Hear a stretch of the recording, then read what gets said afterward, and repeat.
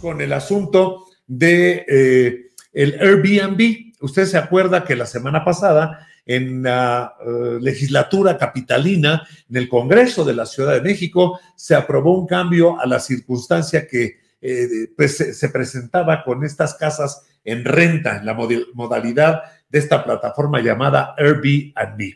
Por ello, hacemos contacto con el presidente de la Comisión de Vivienda del Congreso Capitalino, que es el diputado Emilio Guijosa. ¿Cómo estás, diputado? Muy buenas noches. Hola, ¿qué tal, Enrique? Muy buenas noches a ti y a todo tu estimado auditorio. ¿Cómo te encuentras? Bien, diputado. ¿Por qué no, así con manzanitas, por qué no a los que no conocemos a fondo qué es esto? ¿Por qué no nos describes qué fue lo que se aprobó la semana pasada ya en el Congreso Capitalino?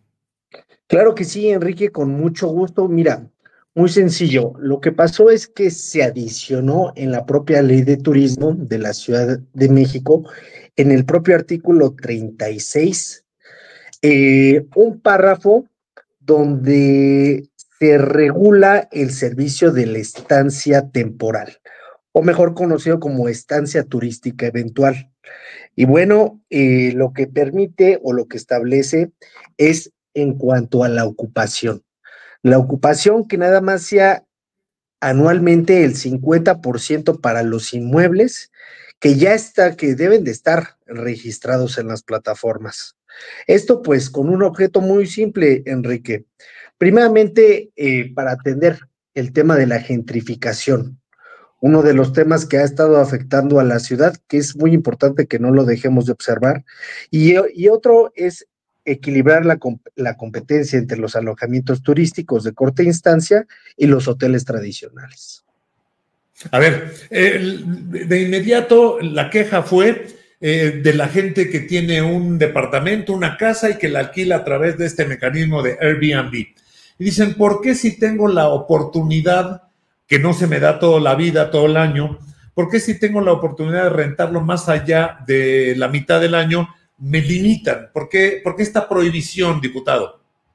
Mira, como tal, ellos pueden tener la oportunidad de rentar sus bienes inmuebles todo el año, bajo el supuesto jurídico de un contrato de arrendamiento. Se van a seguir persistiendo las modalidades de transmisión de dominio, como lo pudiese ser una compra y venta, un contrato de arrendamiento o un contrato de comodato. Ellos van a poder seguir ocupar sus propiedades, si gustan rentarlo, bajo esta modalidad. Si en su predio, si en sus bienes inmuebles quieren poner un establecimiento mercantil, un comercio, mi querido Enrique, ¿a qué se deben de sujetar? Se deben de sujetar, pues, primero que pues haya un uso de suelo permitido, a que cumplan con todos los permisos administrativos correspondientes. Eso es lo que está pasando. Se está dando una adecuación en materia de turismo. Entonces, eso es lo que ahorita estamos priorizando. Pero, ¿por qué hacerlo? Si ya ellos lo venían haciendo en la práctica, rentar el espacio de tiempo, el lapso que ellos quisieran, ¿por qué limitarlo a la mitad? Mira, te voy a comentar, Enrique.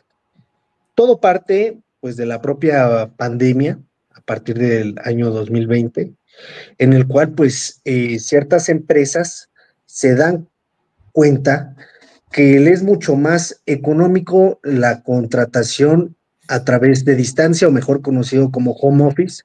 Es decir, el dueño de una empresa no le tiene que brindar un vehículo, un teléfono, un escritorio, una papelería al trabajador.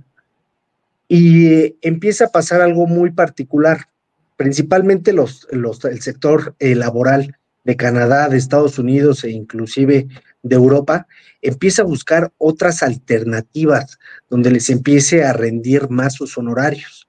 En ese sentido, pues México se convirtió en una gran opción, yo te pudiese decir, por la gran riqueza pluricultural y por tantas ventajas que ofrece la propia Ciudad de México.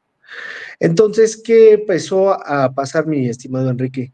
Que se empezaron a ocupar estas plataformas digitales, pero sin embargo, en un inicio y en aquel momento nosotros no teníamos una regulación para esa figura jurídica. Lo que más se acercaba era un contrato de arrendamiento, pero en el Código Civil para el Distrito Federal, que aún se llama así, es muy puntual, que la duración mínima de este tiene que ser por un año. Entonces, no entraba en ese supuesto jurídico. ¿Por qué? Porque se podían rentar estas estancias por un día, 2 días, una semana, un mes. Entonces, ¿qué fue lo que sucedió? El día 6 de abril del presente año se hace una adición a un reconocimiento de las plataformas digitales, se hace una adición que se deben de inscribir a un padrón los quien ofrecen sus bienes inmuebles para esta modalidad, y bueno, y en este caso se está adicionando que nada más sea el 50% anualmente de los días del año. ¿Y por qué, mi querido Enrique? Pues es una de las acciones por las cuales una vecina o vecino de la colonia Roma Norte, de Condesa, que ya rentaba en esos lugares 30,000 pesos, 40,000 pesos, empieza a surgir este fenómeno, pues de un día a otro, acabando su contrato, le dicen, ¿sabes qué? Pues ya te voy a rentar tu bien inmueble por otra cantidad. Esto pues ya no lo podrían pagar. Personas que viven en vecindades, en estas mismas colonias, pues han tenido que ser desplazadas por esta misma figura. ¿Por qué se está modificando, mi querido Enrique? Porque hay que atender también el derecho a la vivienda que está consagrado en la Constitución Política de la Ciudad de México, resguardando los derechos de los residentes de la ciudad.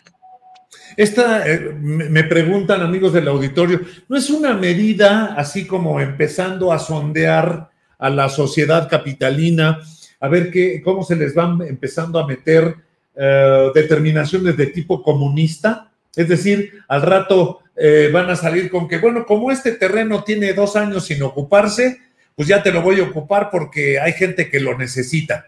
Y como este departamento tiene ya 1 año sin ser ocupado, ni rentado, ni nada, te lo voy a tomar porque hay gente que lo requiere, como me estabas diciendo ahorita, diputado. Y resulta que quienes lo requieren y quienes lo necesitan, pues casualmente son clientelas políticas. ¿No va por ahí?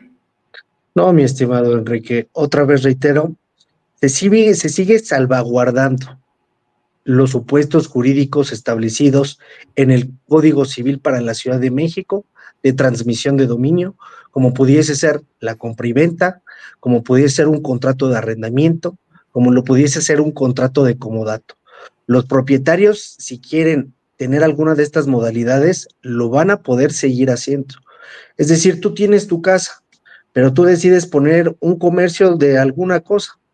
Aunque sea tu casa, aunque sea tu bien inmueble, mi querido Enrique, pues debes de tener pues, los permisos necesarios para poder establecer ese negocio. Pasa lo mismo en la ley de turismo. Si tú quieres poner estos establecimientos en materia de establecimientos temporales, pues tú debes de cumplir con un par de requisitos. Muy sencillo. Sí. Pero, ¿y no será poner en desventaja a las personas dueñas de estos inmuebles frente a los hoteles?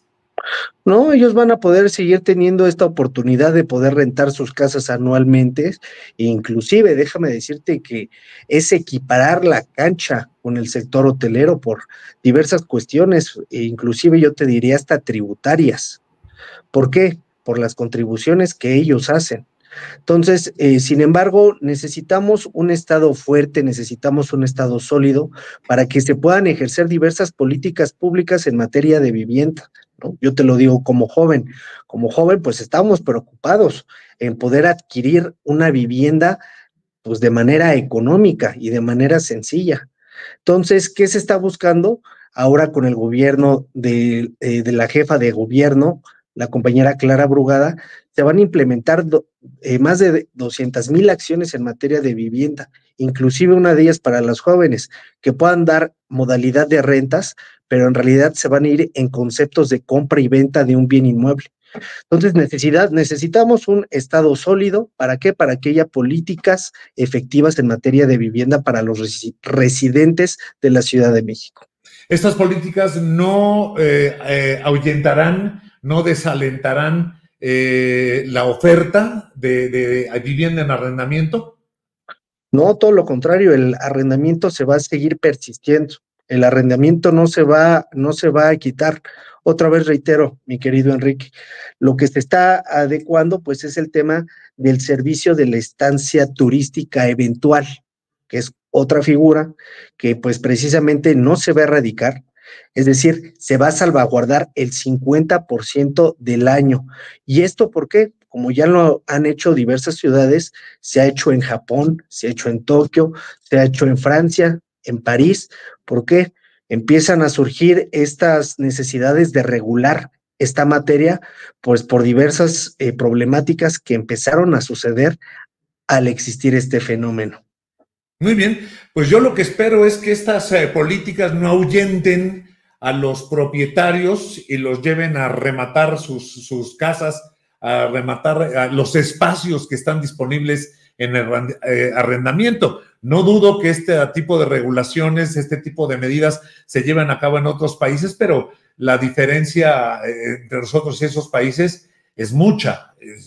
Digo, no porque se haga en China, se va a hacer también aquí, pero ojalá que esto no inhiba, mi querido diputado, la oportunidad de la gente para arrendar. No, todo lo contrario, lo que se busca, por ejemplo, es tener mayor certeza. Tú si contratas un bien inmueble en esta plataforma de Airbnb y durante tu semana te quedas sin luz, tú ya a quién le reclamas si no hay un contrato de por medio. Todo lo contrario, estamos buscando dar certeza a la ciudadanía y darle certeza a los anfitriones y darle certeza a los consumidores. Muy bien, pues vamos a seguir de cerca el tema, mi estimado diputado. Por lo pronto, pues ahí estamos en contacto contigo. Muchísimas gracias por la disposición para compartirlo, para explicarlo de esa manera para todos aquellos que están en esta circunstancia. Unos ofreciendo espacios para renta y los otros buscando tener esos espacios, sobre todo los jóvenes hoy día. Muchas gracias, diputado. Gusto en saludarte, Enrique, a ti y a todo tu auditorio. Muy buenas tardes, noches. Hasta luego. Es el diputado Emilio Guijosa, es el presidente de la Comisión de Vivienda y ahí está. Muchas personas que tienen este tipo de modalidad de espacios en renta, pues ya están buscando la manera de arrendarlos, no a través de la plataforma Airbnb, sino hacerlo, pues como se hacía antes, ¿no? Al antiguito, un contrato por un año, un contrato por año y medio, y así tratar de librar esta limitante de solamente poderlo rentar la mitad del año. En fin, vamos a ver en qué termina este tema, lo vamos a seguir muy de cerca.